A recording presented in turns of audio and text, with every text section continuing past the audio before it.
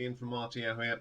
Welcome to another new album review, as it's Friday, and today is part 2 of the Threshold Day, and we're looking at their new album, Dividing Lines.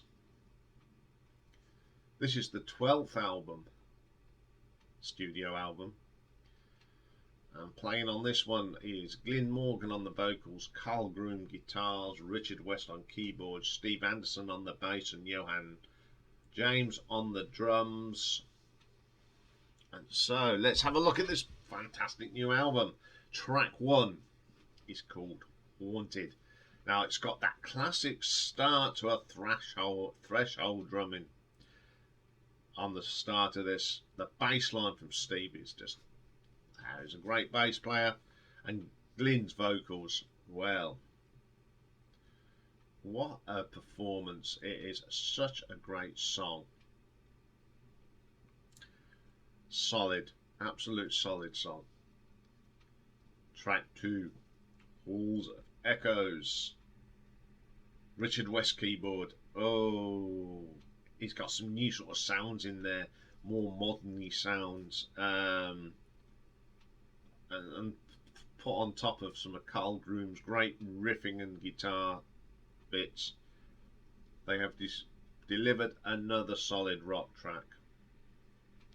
Great track. Let It Burn. This is Richard West again, introducing some different modern sounding keyboard. This has got a great guitar solo from Carl. And Johan's drumming, solid as ever. Mr. Reliable at the back. Very underrated drummer. That's a great track. Then we've got Silenced. Oh, this is amazing. That vocal effect on Glyn's voice. They've done something that Muse have done with the voices, but I think Threshold did it much better. It's a solid track. I love that track. The Domino Effect. Here we have one of the epic tracks from Threshold. There's so many different styles and tempos in this. We've got the nice gentle song, that little plucking of the strings from Carl. Great keyboard runs all the way through from Richard. Steve Anderson's solid bass, changing the tempo along with Johan, who sort of control this song. And then Glyn just delivers a fine vocal. He's best on the album. Great track. Then we get Complex. Some good riffs in this. Oh, rich guitar sound. Lovely keyboard runs in it. Richard and Carl just going at it. Oh, and it sounds brilliant. Then we get King of Nothing. One of the slower starts with that lovely piano and drums that you get on a Threshold track. And then Glyn goes into this raunchy, heavy vocal, and the riffs and bass on this are terrific. You think you're going to get a nice slow track all the way through. You know, in comes Steve and Carl, and they really rock on it. Long Lost Along the Way, another impressive start. They've not altered their sound, but they're just introducing new sounds into their catalogue. The keyboard bit is brilliant. Johan's drums, solid. One of my favourite tracks on the album. Then we get Run. Again, we've got this lovely interplay between Carl and Richard. I mean, they've been working together for many a year now. They just know how to play off each other. It's a fantastic track again. Then we get Defense Condition. Now, this is my favourite track on the album. It's got all them elements I love about this band. The strong bass lines, the intricate drumming, the interplay between Richard and Carl is fantastic.